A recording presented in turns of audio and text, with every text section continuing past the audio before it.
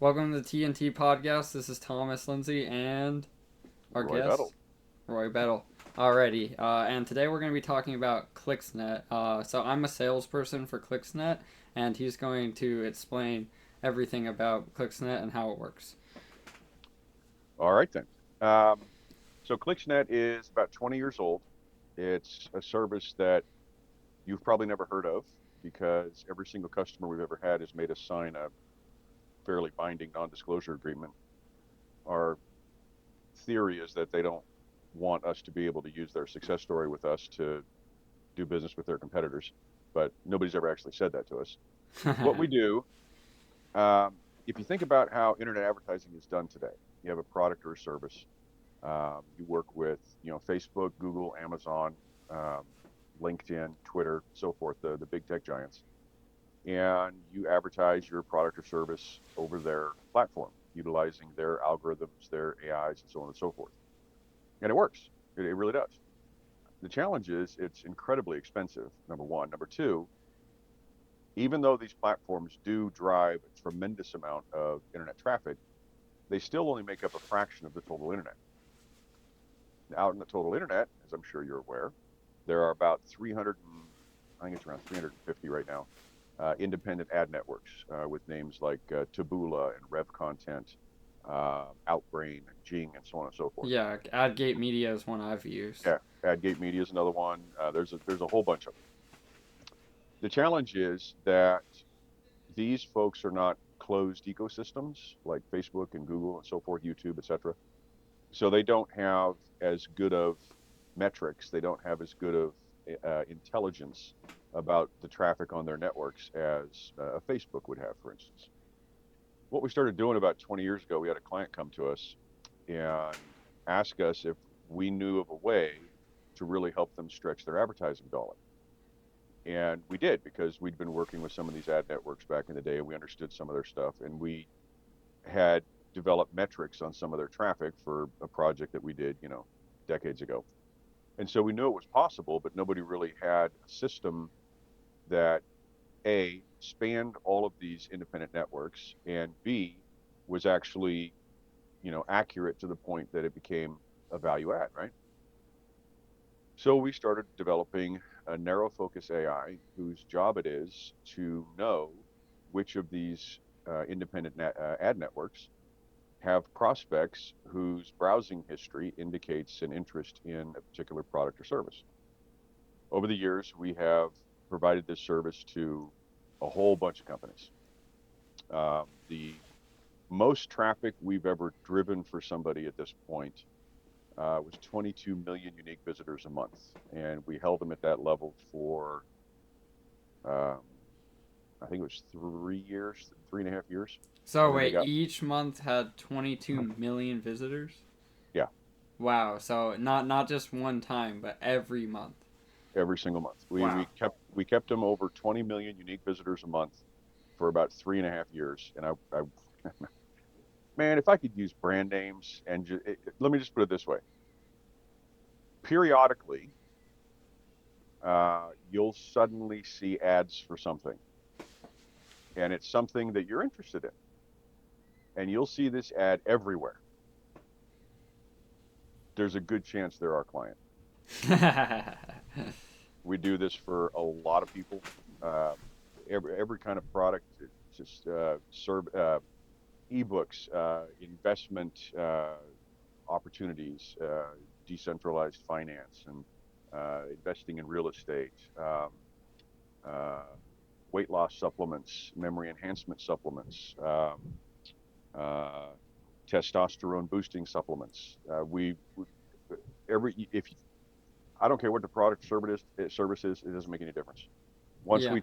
Once we train the AI what you are and the kind of um, visitor you're looking for, we're going to get you traffic. We're going to get you lots and lots of traffic. It's going to be humans. I mean, you can't get rid of all the bots. And frankly, you don't want to get rid of all the bots because you want Googlebot, Bingbot, Yahoo Bot, and the rest of them to be indexing your site. But we have actually there are three data centers.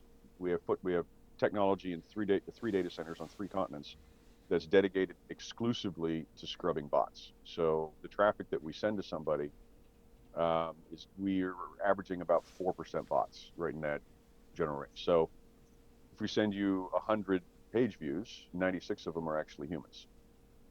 And all 96 of them were sourced because our AI digested an enormous amount of metadata concerning your product or service, concerning the people that are using these independent ad networks and so on and so forth, um, and matched the two together. And suddenly you're seeing an ad that, you're playing a game on your phone and you go from you just finished a level and then the cut screen, all of a sudden there's this ad shows up. And in the back of your mind, you're kind of like, well, actually, I'm kind of interested in that. Now, you may or may not buy it that time, but you're interested in it. That's why you saw it because we knew you were interested in it. And well, we knew, the AI Yeah. knew. So yeah, our big value proposition is that we are a small fraction of the price of any of the big tech guys for a bunch of reasons. One of them is that we're not able to tell you all the people that we've done this for. So, it's kind of it's a weird catch 22 to be in because we'll talk to somebody about whatever it is they want to advertise. And they're like, well, can you give us some referrals or references or something like that? We have two out of all the 20 years we've been doing this. We have two companies that, well, one is an actual client of ours and the other one is our attorney. And our attorney under pain of lawsuit, losing her license, and so on and so forth, she can tell you point blank she knows for a fact this works. She's seen it work multiple times, but she can't tell you who we did it for either because she's obviously well aware of the NDAs. But we do have one customer that we got him up to right around 15 million page views a month, and we held him there for I think it was 22 months, and then there was some nasty stuff happened in the stock market, and he lost. I don't even like to think about how much money he lost, and he lost it in a very short period of time. Oh yeah. And at that point, he wasn't able to afford our services anymore. But he was with us for almost 2 years. Yeah. We kept him at 15 million page views a month, right in that range, 12 to 15 million page views a month for almost 2.5 years. Yeah, that's absolutely insane because for me, my biggest video ever has had 9 million views, and if you were to do that for me monthly, oh my goodness! So I might be a client one day with my media company. Here's my media company, guys. Nice. So yeah, and but I want to see other people have success first with this because I'm kind of new to this, but I think I will be a big client one day. We would love to promote you. Yeah, we can promote anything. We can promote Facebook page, YouTube channel, or video. We can promote Rumble. We can promote anything because our AI isn't in their systems. Our AI lives outside of their systems, and so can drive traffic to anybody's URL. Doesn't matter what the URL is. Yes. Doesn't matter what the product or service is. Once we train the AI up, it doesn't matter if we're selling an ebook or a testosterone booster or real estate investment school. It doesn't matter. Whatever it is. It is. Yeah, I mean, so there's many companies out there that would find this service useful. So what would qualify for a good company? Well, you wouldn't want if you're a plumber, you wouldn't want to use us because we are able to do extremely accurate geo-targeting. You probably don't have 300 trucks and 500 plumbers working for you. So if we send a million page views a month to your website, um, that probably won't work out well. Yeah. Just, you can only put so many burgers across the grill. Yeah, and what is the pricing like? What does it start at? Well, we've sold a lot of different size traffic packages over the years. Like I said, the biggest one that we did, it was 22 million page views a month. You know, so that was what was the package they were buying? They were buying 100 million page views a month, and out of that, they were getting 22 million unique visitors a month. Yeah. The smallest one we've ever sold was 100,000 page views a month. It didn't it didn't really pencil out for them because there's a certain base charge just to set the AI up and train it and all that kind of stuff. So People get used to like Chat GPT and so forth, and what they don't realize is that the publicly available, the Gab AI, the Chat GPT, all the rest of the stuff, the people that own those systems, first of all, those systems are designed to do something different, like mechanically different than what ours does. And secondly, tens of millions, probably hundreds of millions of dollars have been spent on some of these platforms so that you can go up and just, use it for free or use it for a very low cost. The Yes. reality is there's a bunch of reasons why they do that. We're not here to talk about their business model. Um, the way ours works is there's a base fee for us just to set it up because it takes a fair amount of time to take our AI and train it on you and whatever your product service is. Well, time is money. All So, right. So um, I'm gonna do an example really quick. Let's say okay. I have a company. I have $100,000 of investors, and I need to use like $50,000 as my budget. Would that be Mhm. reasonable? $50,000 is absolutely reasonable. $50,000 would get you, let's see, 50 grand a month would get you around 2 million page views a month. The two packages we've sold the most is a $500,000 or $500,000, 500,000 page views a month. Whoa! I'm like, dang.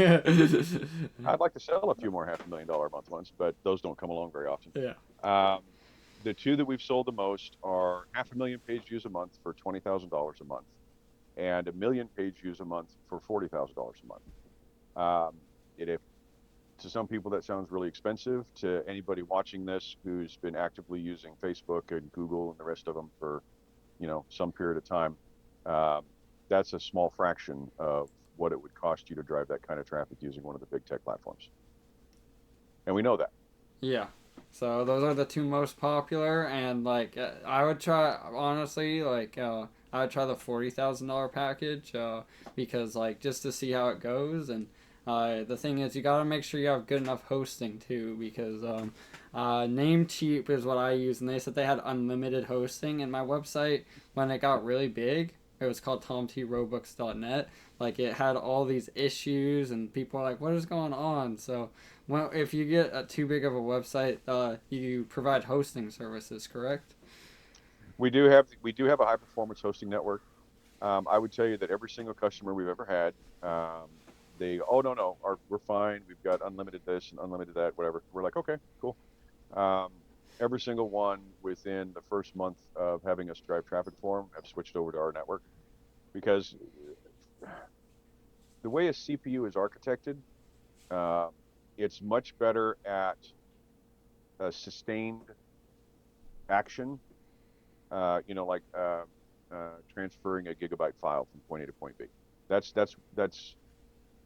from a particular perspective. That's one transaction is moving this file from here to there.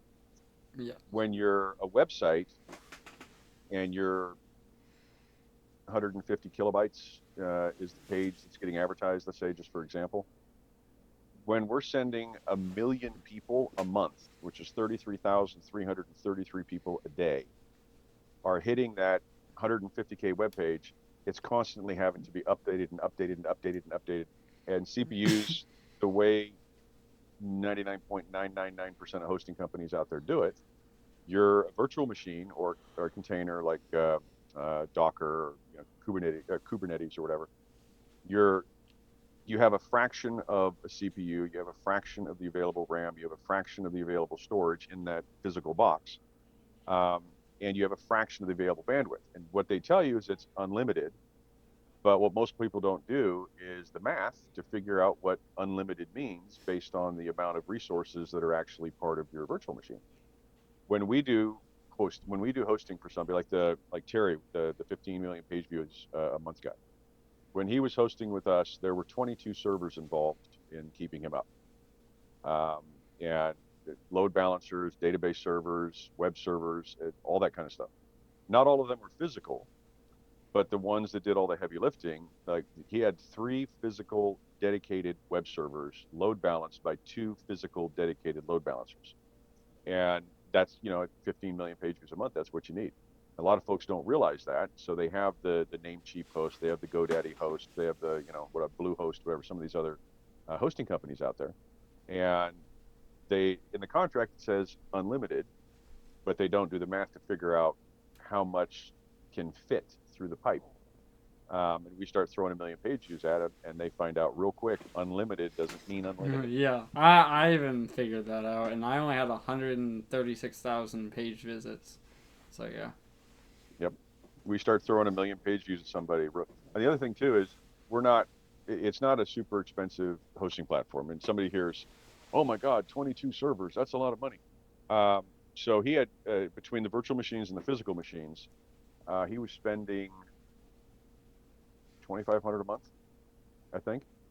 So when you when you balance that against 15 million page views a month, it's really not a big number. Yes. Uh, it is a big number if you're, if you've got, 100,000, 150,000 page views, 2,500 a month for a dedicated infrastructure is like, ouch, totally understood. But if you're, if you're at a place, I'll give you an example. There's this gentleman that we're working with right now. It's a supplement, and he's currently getting 500,000 page views a month, ballpark, somewhere in that general vicinity. He's doing about $80,000 a month in revenue, and he wants a million page views a month added to the traffic he's already got. Well, 70 or 75, $80,000 a month that he's making right now, he's been spending more than half of that on advertising just to get to that point. And coming to us, he spends less than half. Oh, and by the way, he's also getting dedicated infrastructure. So the whole thing is, he's getting ready to mushroom, and he knows that. He's pretty excited about it. But the point being, What does mushroom mean for some of the younger viewers? uh, well, think of all those videos from the 50s when they were testing nuclear weapons, and the thing would go off. You get this big Oh mushroom. yeah, yeah. Yeah. So, oh, I lost my train of thought. What was I saying? Oh, The the explosion of this guy getting bigger. yeah. So the point being that we can come in, get you more traffic than you're getting now, targeted traffic, people that are actually interested. Their browsing history indicates an interest in Unlike yourself. Google, I've used Google. Um, so we can come in for a fraction of the cost of what you're paying now, get you dedicated infrastructure, and just blow your traffic up. And again, it's very low bot percentage. These are humans, and we know it's not a maybe. We know that their browser history indicates an interest in the product or service that you sell. Yes. Uh, so what we tell people all the time is like, look, don't don't stop what you're doing, with Google, Facebook, whoever you're. Don't stop that. Add us to the mix and give us a few months, and you're going to find out real quick our stuff actually does work, and it actually is a fraction of the cost of what you were doing before. But by all means, don't. I'm not asking anybody to just like completely switch over. I get it. You don't understand how our stuff works yet. We haven't done anything for you yet. Give us a few months to prove that what we say is actually true, and then make whatever decisions you want to make down the road. Yeah. And I think like if you're a nervous business owner, like do the $20,000 and package, and I think you will find great success. At least that's what I hope. What I'll tell you is we have, in the roughly 20 years that we've been doing this, we have never once lost a client because of the service. We've had some clients go out of business. We've had some clients get bought by somebody else, so on and so forth. And, situation people lose a lot of money, whatever. So there have been some customers that ended up stopping using our services for reasons like that. We've never lost a customer because of the service itself. Every single customer we've ever had, I mean, these NDAs drive me nuts, but every single one of them has been like, I had no idea this was even possible. I'm like, I know. Hey, I'll be one of the people if I do use your service who will vouch for you. Okay. That would be fantastic. I would love to have, 15, 20 people that would let me tell people what we did for them. Yeah. But at the present time, I only have two. Alrighty, so that's the goal, guys. Like, if you're a company who's willing to vouch, and under me and under Roy, that would be amazing. So yeah. That would be that would be phenomenal. In fact, I was talking with a business partner about it, and our general thought, we haven't like made an official like coupon code or anything for this yet. But if we have somebody that comes in and is willing to do business with us and actually act as a reference, um, let's just say that when they move on to our dedicated infrastructure, we can do some very interesting things with the pricing, Yes. like like a free month kind of thing. Yeah. Um. So, do you honestly think it would be good for somebody like me, like even if I were just to promote my YouTube channel link, do you think that would work, or do you think that could be like a waste of money? Well, we have most of our customers, they have an existing business, a product or a service that they want to use our service to, make more money. We have had some customers in the past who came to us and they did like a 6 month or a 1 year thing or whatever because they had a particular, like we've had some nonprofits. Um, uh, what can I say about that? Let's say church groups and also uh, non-governmental entities. Um, they're or NGOs, non-governmental organizations. There we go. They're nonprofits, so they're not selling something, but they have a particular message that they want to Promote. distribute. Yeah. So we've worked with those. Um, so that's not there's not a profit incentive for them in the strictest terms. Yes. They want to get the message out to everybody. So we've done that before, but I will say that the overwhelming majority of people that we've promoted over the years, it has been tied directly to a product or service, and they were looking to generate additional revenue. Alrighty. Alrighty. Thank you. So, if you're a YouTuber, I mean, I would recommend having like either a sponsorship on the video to make it better, or I would have something like that you're already selling, like your merch store or something on YouTube. Yeah, you do want to have some sort of funnel system. Unless again you're like an NGO or whatever, and it's a different sort of thing. You do want to have some sort of funnel set up, merch store or whatever fits with your particular product or service. You do want to have something like that set up because if we're going to drive all this traffic for you, let's make some money. I mean, come on. Yeah, come on. Drive the Yeah. traffic, make some money, make it a win win win. Make it a win for me, a win for Roy, and a win for you. Okay? Yeah. Baby needs a new pair of shoes, right? Exactly. Alrighty. Well, my dad, I asked him what I should ask you, and here's one that came from my dad. He's Okay. like, he wanted to know how the AI software works, and could you demonstrate that? Is that possible, or is that like private? The guts of the AI are obviously intellectual property of our company. Okay. The process that it goes through, again, when we engage with somebody, we we send the AI to their website, whatever it is that they want us to advertise, and the AI digests all of the language and videos and whatever's up there, Mm-hmm. and then it scores the product or service across a series of verticals, and based on those scores, it knows what it's looking for in terms of somebody's interest. The next step is we buy uh, terabytes of metadata and we feed it into the AI, and it goes through and digests all of that, and it's looking for these scores in various places across these various networks. And when we get 70% or higher as a result, then we drill down into that network some more and validate everything. Um, then when we have the promotion plan laid out, we know what networks we're using, which part of those networks we're using, time of day, device, all that kind of stuff.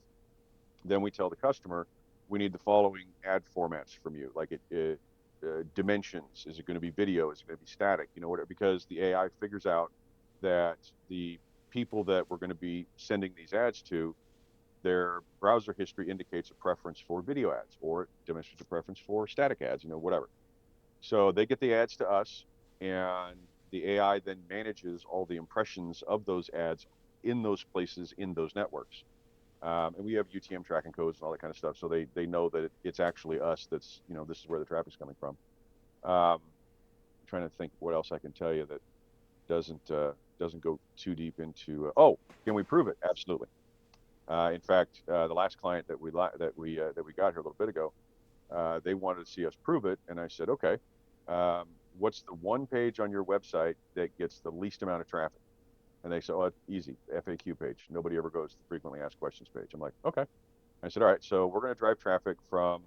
It was a Friday a few weeks ago. I said, from 1 o'clock to 4 o'clock, we're going to drive traffic at that page. Mm-hmm. They were like, okay. So that page in an average month was getting about, it was less than 100 views. Let's put it that way. Yeah. Between 1 o'clock and 4 o'clock, we drove 38,000 views to that page. Wow. And so they were mind blown, and then they obviously purchased, right? They did purchase. And it was funny too, because we proved that it worked because during the free test, they actually got like 3 or 4 people went to their lead form and gave them their information and requested a call. So it's like, we told you it works. It actually does.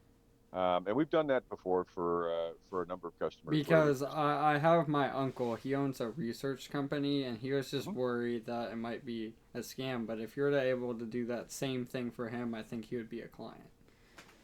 I would be more than happy to do that for them. Okay. And we would probably just do the same thing. Like, what page on your website has the least amount of traffic? Yeah. And then we'll point the fire hose at that page. And I can't guarantee that, somebody's going to go over and fill out a lead form and, ask them to call them back. You can't, You we can't don't, we don't, guarantee anything like that. we never guarantee conversions. That's everybody wants us to guarantee conversions, which is funny because Facebook and Google and the rest of them, they don't guarantee They, it. they don't ever do that. But they're like, well, can you tell us how much more money we're going to make? I'm like, no. No. Conversions, our job is traffic. Okay. Your job is conversions. So how good your funnel is, or whatever mechanism you're using to convert a visitor to your website into a customer of your product or service, those mechanics, that's on you. We don't get it. We're not an ad agency. We don't, you know, our job is to get people to your website that are interested in your story. That's our job. And we're Yes. actually quite good at it. Alrighty. But yeah, if your uncle wants to chat, I'd be happy to get on the phone with him and walk him through it. And he can tell me what Yeah, he page has a LinkedIn is as well. I'll that. send you the LinkedIn. I'll give you the phone number, and Okay. yeah, that would be great. I mean, I've got my family members involved, and a lot of them are like, "Wait, you can make this much money selling something?" And I'm like, "Yeah, I can."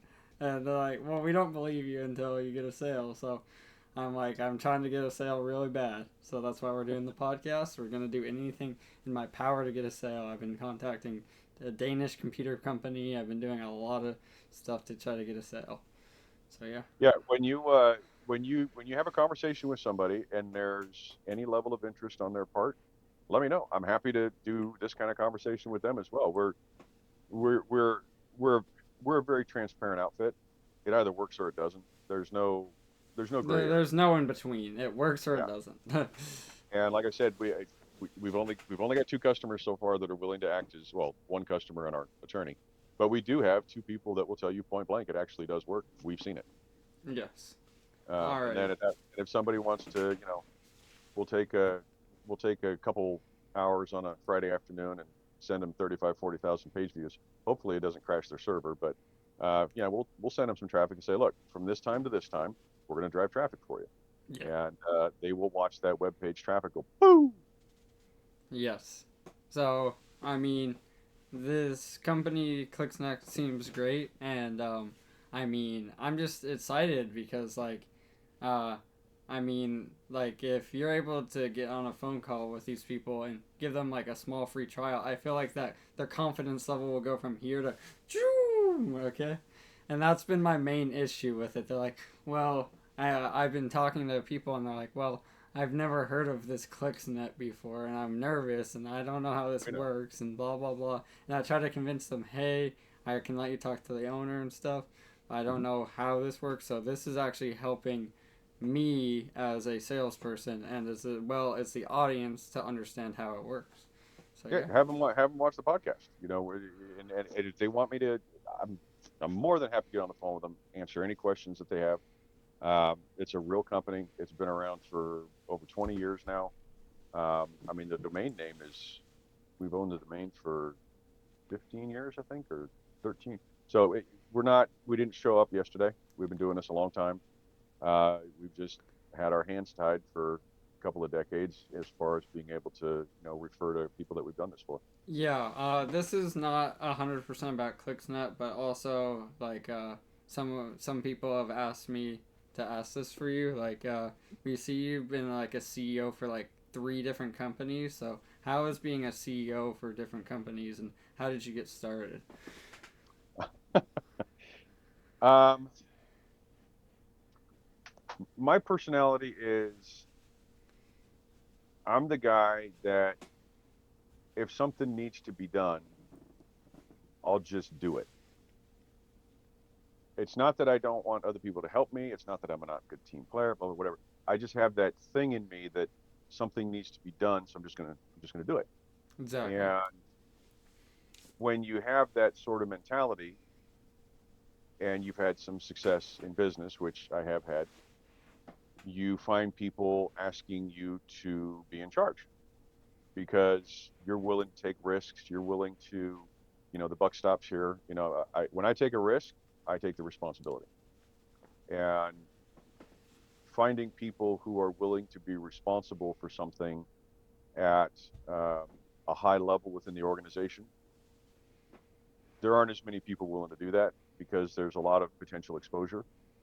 Um, but I'm not a spring chicken anymore. I've been doing this for a few decades now, Yes. and yeah, I've been a C level for a fair number of companies over the years, and I've learned that risk is actually opportunity. Risk is always opportunity. Um, and if the opportunity, if the positive outweighs the negative, I'm the guy that will roll the dice. Yeah. And people are like, I just don't understand, like how come you've been so successful with this and that and the other thing? And it's, hey, you get out the legal pad and the pen. You got the pros on one side, the cons on Comes the on the other. other You decide side, and you figure it out. you get to the end of it and you're like, okay, it's going to cost, this is the resource allocation that has to go to it. This is the potential outcome. These are and the other thing too is learning how to manage the three knowns. What are those? There's the known knowns. These are the things that you actually understand. There's the known unknowns. These are the things that you know exist, but you don't understand them yet. And then there's the unknown unknowns, Yes. the things that you have no idea are coming. And the unknown unknowns, in my experience, how you manage those is what determines the success or failure of the organization. Okay. Alrighty. I think we have one more question for the interview. It's been about 33 minutes, and is Okay. there any last wisdom you can give to my audience? Like, what's your wisdom and your advice as being a mentor to my fans? Don't be afraid of risk and remember to be accountable. Alrighty. Thank you so much for being on my podcast. This is the end of the TNT podcast. Thank you so much, Roy, for joining us, and Very welcome. hopefully everything will go great. Thanks. Bye, guys. Welcome.